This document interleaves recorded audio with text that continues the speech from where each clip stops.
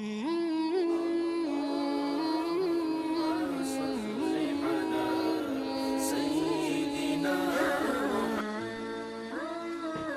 مبارک صلی اللہ علیہ وآلہ وسلم۔ آن حضرت صلی اللہ علیہ وآلہ وسلم نے فرمایا، مجھے دوزخ دکھلائی گئی تو اس میں زیادہ تر عورتیں تھیں جو کفر کرتی ہیں۔ کہا گیا، حضور کیا وہ اللہ کے ساتھ کفر کرتی ہیں؟ آپ صلی اللہ علیہ وآلہ وسلم نے فرمایا کہ خاوند کی ناشکری کرتی ہیں اور احسان کی ناشکری کرتی ہیں۔